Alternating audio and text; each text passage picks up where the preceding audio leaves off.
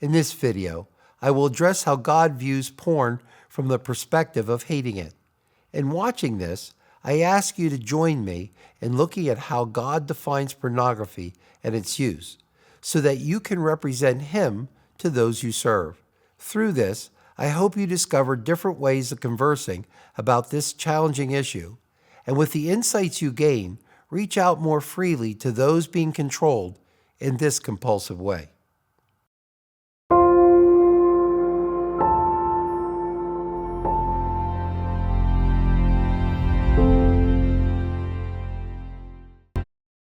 One of the things I've enjoyed, along with my relationships with those that are participating in bringing you this series, is how we look at life at times as when we get together as brothers differently. And it purifies our faith walk as we're challenged by how another individual integrates God into their life walk. One of the individuals that are part of the project put on a piece of paper the concept of wondering how God's eternal perspective of porn is. And it felt like such a challenge to me. And so I'd like you to be like those Bereans. And please take what you hear in our brief time together and determine what you see God telling you about the use of pornography. I'm not utilizing the limited time we have to create a Bible study for you. I'm assuming that already that's a regular part of your walk with God. As a therapist, I spend thousands of hours hearing people describe how they view their various stages of their life experience. These intimate times of sharing seem holy and sacred to me. It's as if what is frequently hidden suddenly comes out in the light and is looked at. Oftentimes, as a result of my special role and your calling as a pastor, you have people bring to you issues for guidance that are quite challenging. It's up to us to help them learn how to integrate the Bible into their decision-making about these very real life struggles. I'm hoping that in expanding your understanding of our shared experience with those you serve, you will be able to help them further and walk into some of the nitty-gritty areas of life that maybe previously you've been avoiding. God needs to infiltrate into every aspect of every person's life that you and I are ministering to. I want to equip you so your personal growth and your leadership of those you serve and your cultural influence will be what God desires. God wants us all to courageously take His light into areas of darkness. And in the area of pornography, it is surely dark. Now, God responds to porn in three different ways. He hates porn. He understands why people get addicted to pornography. And He lovingly reaches out to free those who are stuck in their personal darkness. Let's look at the reasons in this particular time on how God or why God hates porn. One, it diminishes and simplifies the divine image that God has created us with by overemphasizing our focus on our bodily sensations and sexual interests.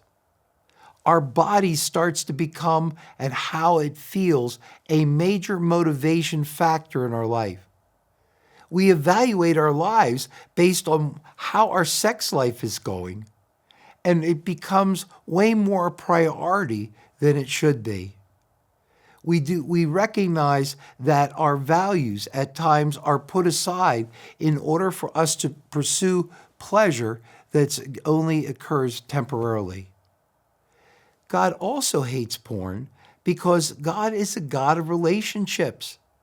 He created us to have a relationship with Him. And porn undermines all human relationships.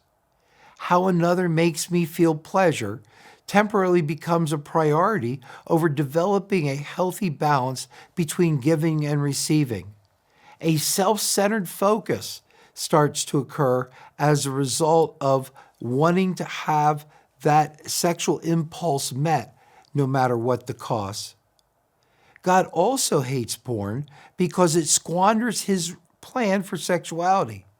The beauty that God created for us to experience in the gift of sexuality and what it means to have our relationship ordained by him is lost, as over a period of time, what we want causes us to devalue that other individual in a way that we don't recognize the importance of all the emotional connections and all the mental connections because the physical takes precedent. God hates porn because it destroys those he loves. It destroys the user of porn, it destroys the creator of porn, and it destroys its participants. God hates porn because it violates his holiness.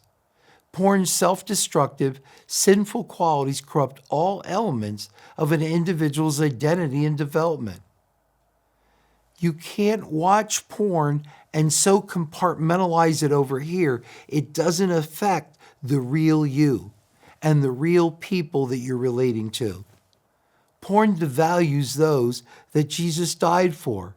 As men and women choose to objectify each other, they fail to see the value of their own souls, and they participate in a competitive self and other ritualized cycle of abuse that is utterly dehumanizing. Everything is routine. The freedom and the creativity of the human spirit is stuffed down for the simplicity of an orgasmic experience. It disrupts our walk with God, as porn becomes a substitute that we choose to go to for emotional relief and comfort and personal power. Picture your brain being 5 foot of snow, and you come out of wherever you're living and you see this snow, and you have to get from here to there to maybe your car. And as you're walking to your car, you're going to make a pathway through that snow. And now you come back to where the car is and you're walking back home. What do? You tend to take the same path. And so eventually, over a period of time, your brain starts to create these neuron ruts, ways of automatically thinking and responding, whereby in certain ways, you're not even fully present for what you're doing. And porn sets down negative ruts that compete against what God wants in a husband and wife relating sexually. It also creates an alternative reality that is different than what our life really is, which is where God intends to walk with us. See, God created us for relationships. He created us to walk with him in a garden. And when we went to overthrow him as a result of our own desire to be God through Adam and Eve, the garden changed. It became corrupted. We changed. We became corrupted. But God's original intent to have a close, daily, moment-by-moment walking with us has never changed. God hates porn because it stunts our personal growth. See, to grow, you and I need to create tension where within that right amount of tension, we can exercise into existence a new capability that previously was avoided or simply discarded. And so learning how to deal with some of the challenges of life in the right way is what makes our emotional and mental musculature so strong. And yet what porn does is it releases that tension by providing an alternative pleasurable experience. And as a result, we never face some of the things that we struggle with. God hates porn because it deadens our conversations with God. As God becomes more compartmentalized into a religious formula that is set apart from much of who we practically are, his spirit is not invited into all aspects of who we are as we walk daily with him. It is really hard for us to pray the same prayer the same dangerous prayers, which take us to deep lost aspects of ourselves, when reality is that just shortly before that, we spent all this time rejecting God and numbing ourselves and making sure we're not present to His Spirit.